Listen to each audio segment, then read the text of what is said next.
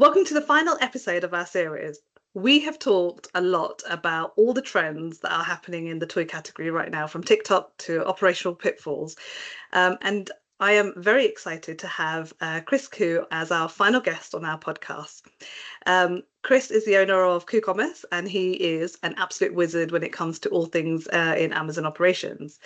Chris, this is the first time that you and I have ever done this together, and it's perfect timing for the finale. Yeah, I'm really glad to be here. Thanks so much for having me on the show, the series. And obviously we've got our event very soon, so I'm looking forward to it together. And Chris, you've had some changes going on in your life recently. What have you been up to? Well, besides all the usual business stuff and being in and out of America and stuff like that, I've become a dad. So that's my news.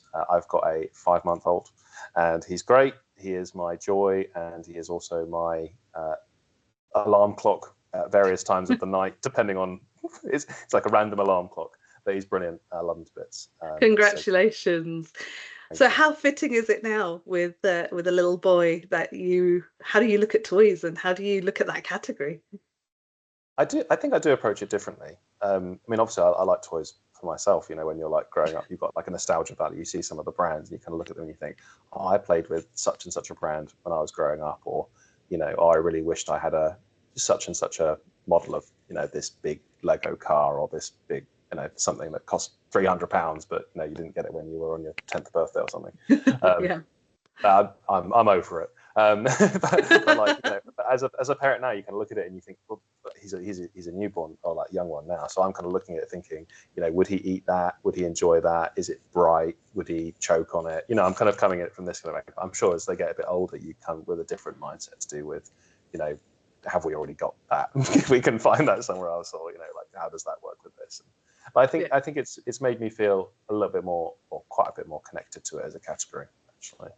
I think my kids absolutely hate the fact that I have been in the toy space and the Amazon toy space for so many years, because we will walk into Smith's and I will go, nah, not a great brand. Or they'll go, oh, I really want that. And I'm like, yeah, you get it cheap on Amazon. And so they hate me for all those reasons. But it's really interesting actually how much our perspective of the toy category changes when we become parents. And I've gone through that journey. I think there is one particular brand, which I won't name drop on this series, but the one that stays the most closest to my heart, that's a wooden toy brand that has got that nostalgic feel, and you know, the toys last so much longer.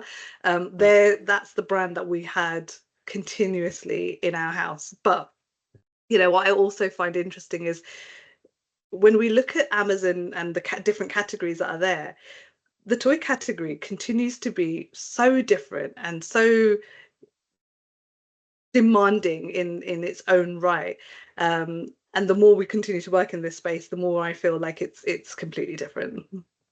Yeah, and I think there's a lot of we'll come into the exact of toys in a minute, but like, I think that the toy space has a lot of really well-established household name brands that have been around for 50, 100, 150 years, that people have grown up with, loved, passed down through generations.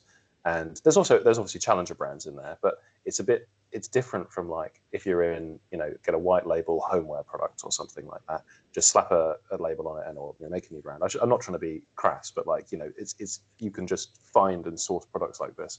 But I think there is certainly a sense of brand identity and a sense of company ethos and nostalgia, I think, which runs deep with families and toys, which some sectors do have, but maybe in a very unique way for toys. I think what's also interesting though is it took a long time for toy brands to embrace Amazon, and whilst it's a relatively old category in the Amazon space, what I find fascinating is how many brands still don't really manage Amazon correctly, whether it's content listings, operational Amazon advertising, but compliance, and not knowing how to manage their, you know, the CE marks, or, you know, those kind of bare basic operational challenges that we have at the moment.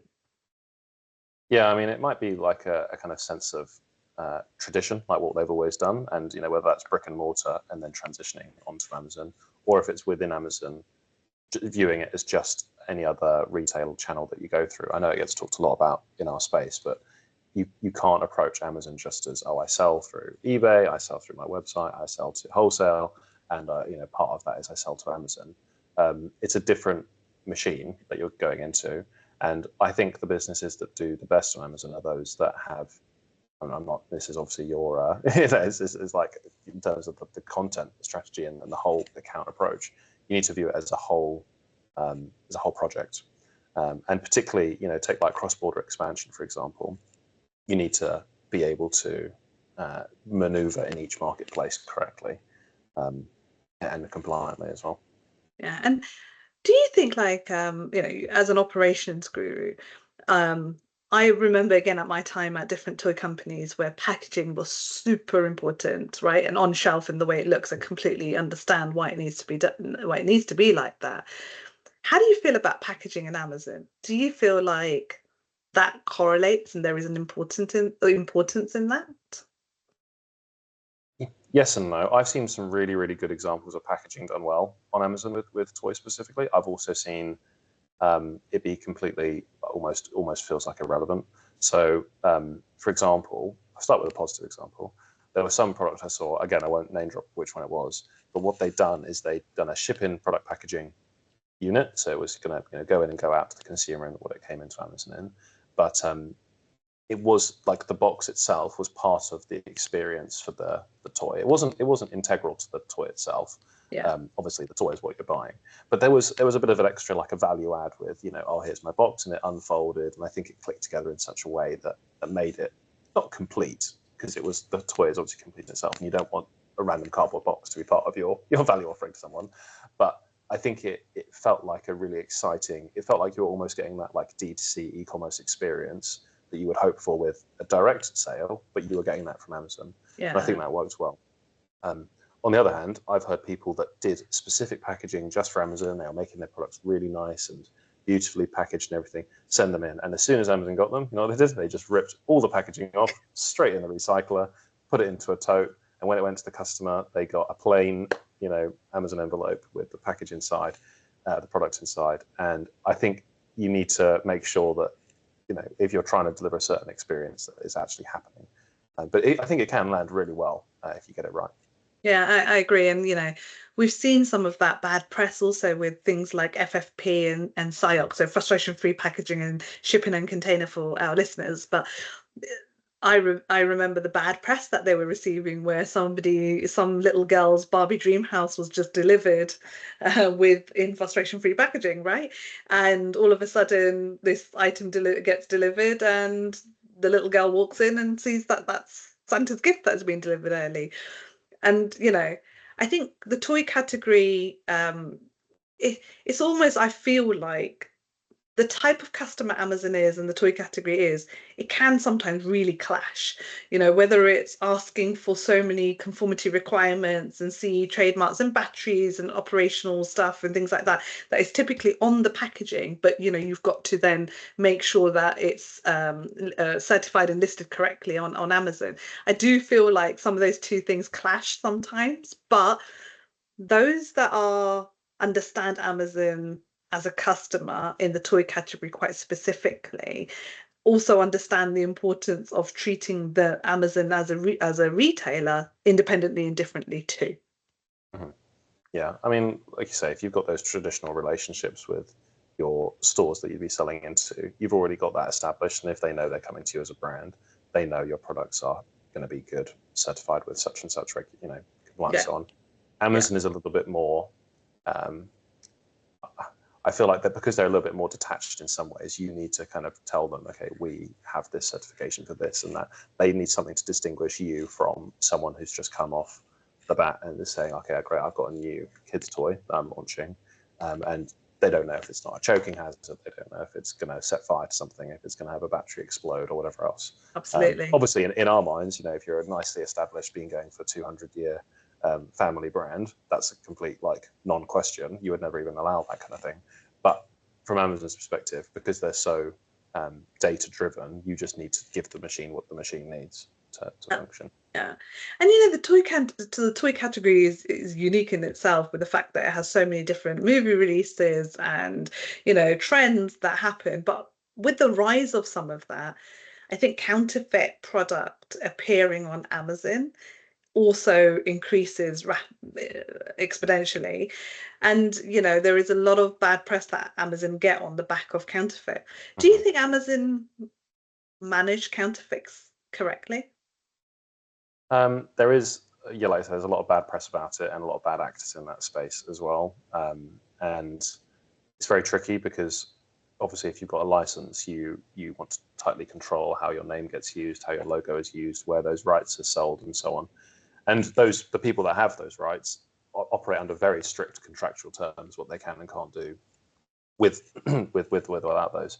But there's nothing stopping someone going on, some image generator and slapping the logo on it and starting to sell, a brand new product. And I think generally it's something that needs to be quite vigilant on, and you need that brand protection to be able to exercise that control with Amazon, and to get rid of those people that shouldn't be doing what they're doing.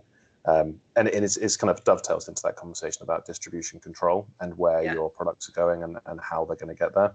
Because it might be that you sell to a reseller in one country, which is legitimate, and then they move it to somewhere else, and then beyond that, obviously, it's beyond your control. But it's just there's only so much control you can exert. But there are those conversations that people have to have. Yeah, absolutely. And with the rise of marketplaces like Temu and Shein, there is a lot of safety concerns about the way toys are being sold in those marketplaces. And as a parent, I do not buy toys from those type of marketplaces, and always have Amazon as a trusted retailer in my mind. So if I'm going to buy toys, I will also make sure that it's been reviews are correct. The safety concerns are being adhered to. Do you think like the way you also shop on Amazon as a parent has changed? Yeah, I mean, it kind of comes back to our earlier point to do with how I approach toys and feeling differently about the whole category. Yes, I am thinking about those safety angles, obviously. I think there's two additional things. One is I'm doing a lot more shopping at different times of the day. I might be at 11 o'clock at night, 2 o'clock in the morning. You're scrolling, thinking I need to, get something to solve this issue, whether that's baby bottles or if it's an actual toy. And I think there is an element of like trends and almost like, oh, they were at such and such a place and they really loved that toy and that calmed them down. And now I don't have it at my house, so I will now buy it and I need to go and find this, whatever it is. I don't know if that's a trend or if that's just, like trying to, there's almost like this deeper hunger that I have. And then the other one is to do with safety. Like you say, if someone's, if you, for me, I'm thinking about, is it a physical product? Is it tactile? Is it something where they're going to, he's at the age he just puts everything in his mouth. You hand him something, he just immediately bites it. Is it going to hurt him? Is it going to do some damage or anything else like that? And is it a tactile product? Is it bright? Is it electronic? Does it have a screen involved? To what extent? Everyone's got their own approach to things like that. And I think I'm just thinking those kind of things when I'm approaching toys now Yeah. as well. Yeah, no, I absolutely agree with you on your points. Like when my girls, but both my girls were a lot younger, a lot of it was about safety concerns. And you're absolutely right. When they're putting these things in their mouth, it's just to make sure that there is the safety elements have been managed correctly. And I guess Amazon has a bit of an advantage to that point because when you do go to any other retailer and you see a product, you don't necessarily know whether that's going to be fit for my child. And especially at that newborn stage where especially with the first child, you're not sure what those better features and benefits are and what other parents say. And I think Amazon has a real advantage to that with reviews, and how it develops and explains to parents whether, this product is going to be beneficial for your child. It's true. I think two things on that. One is I just popped into my head. I also look at things like, can I dishwash it? Can I microwave Yeah. it? Can I like put it in boiling water or like stuff like this? Obviously some of the like you're not gonna put a Lego set in the microwave, but like for the stuff there like silicon, they're biting this or that the other. That's one aspect of it. And the second one is I feel a mixed bag on reviews. So I know we're gonna talk about reviews in just a moment, but like reviews have like a but I'm just been looking at a lot of like baby bottles recently, ones that stop them having so much gas, and like they'll always advertise themselves as, you know, this one, no gas, anti-colic and stuff like this. And we've tried.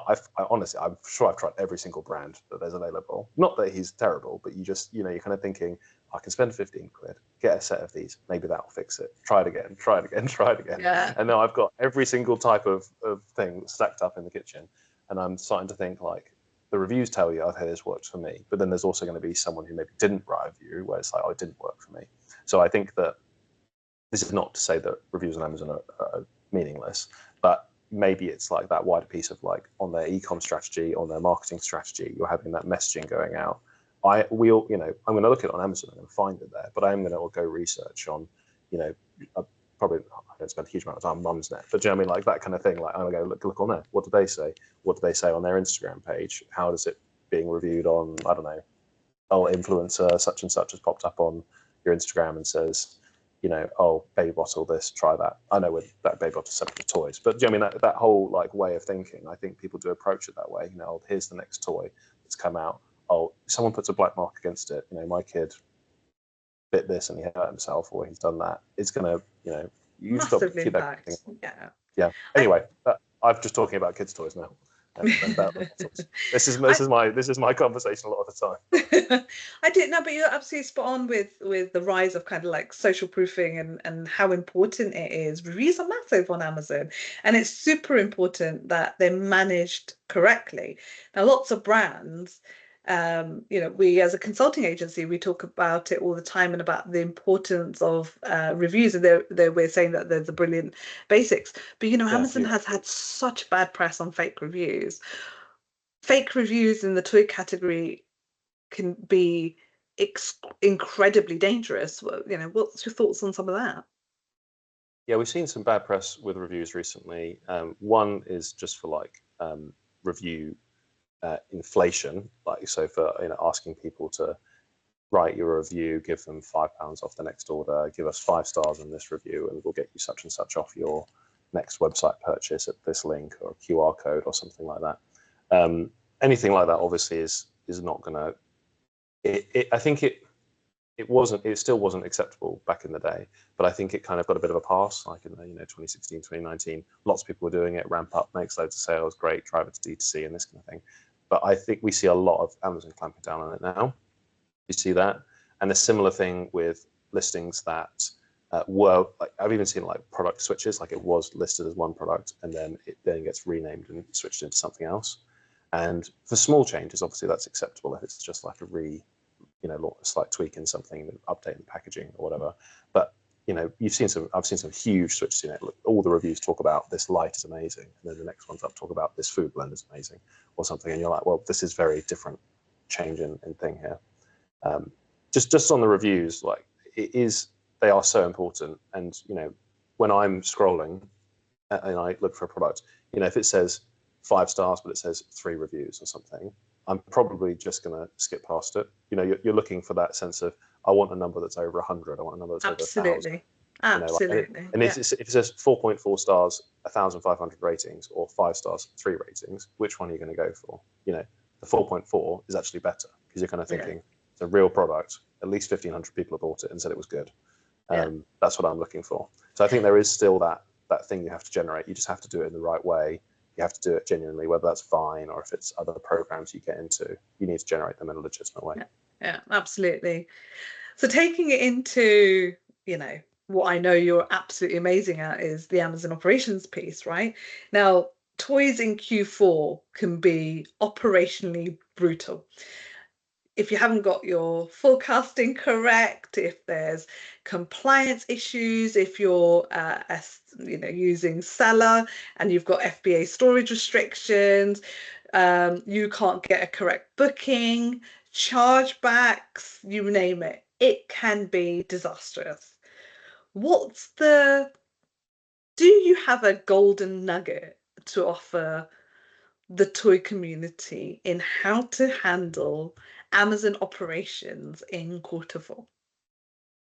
So maybe I'll do a story, which is that in 2023, a company had their Q4 period and they were rejecting orders regularly in that October-November window, which is, you know, the main sell-in for Christmas. because they just couldn't fulfill the orders in time, and their warehouse was not able to churn through them quick enough. And there were physical operational limits, whether it was the third party logistics company they were working with or their own internal warehouse staff. There were just problems. It took a long time to process the order, a long time to make the ASN, to book it in with the carrier, and it was a tedious process for every single order. And they were getting, if you looked at their orders coming in, I'm sure their agency was working really hard to deliver them great results. But the actual sell-in, and therefore the latest sell-out for that period, was impacted quite dramatically. And we then worked for them in that next year, and then we put software in place, you put systems in place, you can put like reasonable automation rules.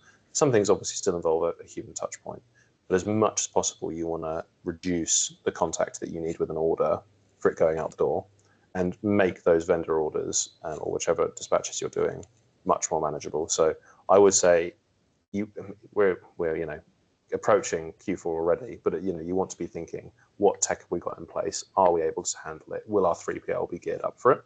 So that's my main thing I do. I got two more for you, but that's my main thing as my nugget there. I I've been in the Amazon toy space for a long time, right? I say this frequently. And one of the things that continues to fascinate me is the number of toy businesses that don't have sophisticated EDI in place. Do you get surprised by this? Yes, and wider than just EDI as well. So yes, a lot of people do it manually. And that's also surprising to me. Or they do it semi-manually. If you ask them, have you got EDI? They say yes, we get the orders in, but it can really do a lot more for you than that. It can do the confirmations, it can do the picking, it can do the sending, it can do the labeling. There's a whole raft of stuff which it can do for you, which might not be fully unlocked inside that business. And then for me, it's also broader than that. It could be that they're still picking on paper. They're not using electronic picking methods. They're still writing down information and then they're keying it into a system, and then they're doing that 50 times a week.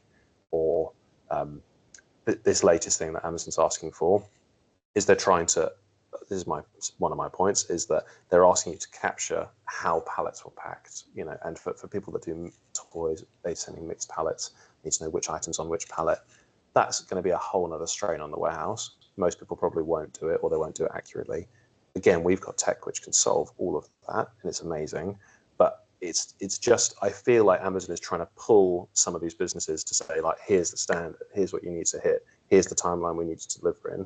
Order comes in Monday, we need it in this format, in this location by Friday. And I know there's a lot of complications to go into that with delivery slots and booking windows and carrier rejections and everything. But you want to do everything you can on your side so that as soon as that order's come in, it is released, it's picked, it's everything. And I am, even, this is beyond just toys now at this point, but like even very, very large companies still have what you might be surprised by internally, their processes. Some people obviously have brilliant gold standard. Some people are just grown very organically. Yeah. But yeah, no, I am very consistently surprised by that topic.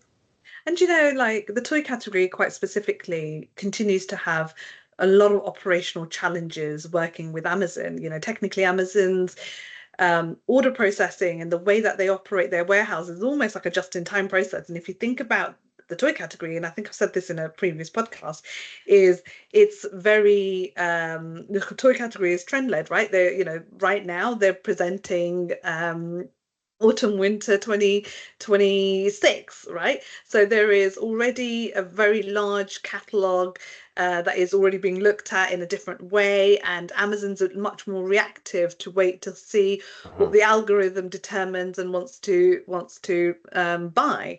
Now that, like I said, goes against the category that we've got in toys, and especially in Q4, which then means companies can't fulfill those orders, or there is a number of chargebacks and businesses don't know how to handle that.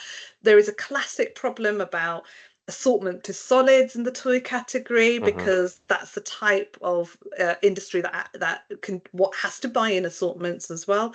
How do you manage that? How do you give advice to the toy community on that? Yeah, that's classic. The Amazon flywheel kind of spinning up. I mean, obviously, there's things you can do with like born to runs and kind of like trying to front load the system a little bit. Small anecdote: we had one customer where they sold license. We talked about licensed merchandise, and the film had come out, and then the sequel had come out, and then the threequel had come out. But the Amazon flywheel was so geared up on the first movie. That's what they kept ordering. And that's why they kept trying to restock, being like, oh, wow, this movie was great. Clearly we want this. But the customer demand, if you looked out on the high street, was for the threequel, because that's what people were seeing on Netflix. That's what they were going out and trying to buy. But they couldn't get it on Amazon, and Amazon was like not really buying it because they were thinking, oh no, movie number one was the best. And I think it's trying to, you end up in a weird, when you've got those kind of releases and seasonal things, you have to try and make sure your catalog and your order management, and maybe it is through born to runs, maybe it's through trying to mark items as permanently delisted. I mean, in their case, they didn't even have the first film because it was not really, it was a non-product, and they knew if they send it in, it's just going to wait there for 6 months, and then it's going to get returned to us on our return contract, whatever our terms are. So it looks like an order, and you say great, but it's not actually going to sell through in the volume that Amazon was expecting it to. So I think you have to take those purchase orders with a bit of grain of salt. You have to do some forecasting on your side. Equally, the counterpart to that is, what's a great high seller on the high street might not be a great seller online, and vice versa. And just because you kind of go in thinking, oh, this absolutely killed it in this toy shop, in that thing, that's going to kill it on Amazon, we're going to double our volume. It might be that actually it's a bit of a non-starter in one of those contexts, and it's something else which really kicks off in the other. And it might be because of something that you can't see happening. But I think you just have to have that constant overview of your whole catalog, the strategy you're taking, your sourcing of the products coming in. Yeah. And the other thing I'd say is having those variable like fulfillment mode models, whether it's we've got FBA or vendor shipments going in, filling up those fulfillment centers. You might also want to consider things like seller fulfilled prime, merchant fulfilled orders, or vendor direct fulfillment, to be able to do that direct to consumer shipping in the event that they're slow inbounding stock, and you need to keep that in stock availability open to customers to buy. So I think I talk about those things. So chargebacks, $1 million topic that everyone in the toy industry absolutely hates. Amazon constantly sending through chargebacks. Again, one small golden nugget that you could give our toy community listeners on managing chargebacks. This is going to be a bit of a controversial thing to say. So you've got chargebacks and you've got shortages. Shortages usually that's a quantity mismatch. It's usually some sort of human error or data processing error gone wrong. They should be, in my opinion, largely preventable. Chargebacks, they're also preventable, but I don't think they're as easy to dispute, because I think that they are usually what they say they are. Thing came in, packaging was wrong. Thing came in, shipment was late, something like that. And they're usually difficult to dispute. The thing I would say is try and prioritize, and I'm sure people do this already, but what's the biggest cost to us? What can we actually solve? What can we hope to achieve? If you can't solve it, if it's beyond your control, or if it's not worth solving, take like a packaging one. Sometimes it's not worth solving the 50 pence per unit because it costs you more than that to solve it on your side, or whatever it would be. If it's not worth solving, make sure you build it into your P&L. You want to have an accurate, realistic view of the profitability of the item. Okay, I'm going to accept that accept is the wrong word, but build in such an amount of thing will get lost. So when you're doing new product launches, you're not too optimistic about, we buy it for this, we sell it for that, here's our handling, here's our thing in the middle. Make sure you have a segment for, let's allow some inefficiency in the model for this. Because if it doesn't work, if that efficiency happens, then it doesn't work. And I think you need to make sure that you've got some allowance in the system for that. Yeah, spot on. I like it. I like it a lot, Chris. So how have things changed and developed in 2025 in the operations side on Amazon? So we've seen two big changes, and we'll talk about these a few times. It's already been talked about quite a lot on my LinkedIn and so on. But we've seen a bit of a shake-up in the way they're handling their chargeback structure. They've restructured some of them. They've added this new in-time delivery chargeback. They've moved not on time to its own separate charge. Kind of feels a bit like they're trying to just make that really capture, this is about delivery and then this was about booking in shipments. But the big one we're seeing, I touched on it earlier, is that ASN version 2 change. We work very closely with the technical team inside Amazon, and what they're trying to achieve is what they call perfect inbound, which is the goods arrive and they're perfectly inbounded into their warehouses. But that doesn't happen, and they have problem solver teams that need to try and figure out what went wrong, and that's where you tend to get shortages or mismatches or just discrepancies. So they're trying to increase the data requirements that people need to send in, specifically that, carrier codes, give us tracking reference numbers on each box. We want you to detail which box went on specifically which pallet. And I am generally just trying to make sure that people are aware that this is what Amazon are asking for. Right now, there's no financial charge for it. That's because they only introduced it a month ago. But that's, as is usually the way, they introduce a change, they let you know about it, and then you can be sure that you'll find a bill arriving in 6 months' time, 9 months' time, and so on. But these kind of changes take that time to implement. The type of companies that are listening to this, they know that if they go to their warehouse and say, I need you to do this now, they're going to get a lot of pushback, they're going to have a lot of conversations, but you need to be having those conversations now about what we need to do. Like, if you're only just doing your forecasting for Q4 when your orders are about to hit, you're doing it too late. It's good to be doing it, you're doing it too late. And now's the time to be talking about those operational changes and looking at those efficiencies when it comes to those ASN changes for Amazon this year. And I'm sure we could speak about this for hours, but we do have an event planned to speak about some of this in details. Chris, do you want to share to our toy industry community on this? Yeah, so it's coming up very shortly, 18th September, if I'm giving away the event details there too much. But we're really looking forward to hosting some of our customers, some of the people we know from the network as well, at a toy event. There's, like we've spoken about, there's some specific challenges that toy brands face, and the community is also really great. Everyone often knows each other, and it's a really warm community, and having people get in the room and actually say, let's all talk about the same topics, very useful. In terms of what we're going to be looking at, it's going to be obviously just supporting that industry, but it's a place where we can ask and answer some of those questions. Naturally, I come from a bit more of an operational angle, talk about some of the wins we've had, some of the things we've seen people constantly doing wrong, and some of the things that people should be thinking about as they close out, this particular busy season. As they move into January next year, what should they be focused on as they hit 2026? And I'm very much looking to seeing and talking about all things Amazon, specifically in the toy space, why the toy category is unique, and what are the kind of key trends that are emerging in this category, and what do you need to do to kind of stay ahead of it. So, Chris, thank you so much for coming on to the show. I've enjoyed it, and I'm looking forward to spending more time with you at our in-person event, and hopefully we'll see some of our listeners there too. Brilliant. Looking forward to it too, and thanks so much. Thank you.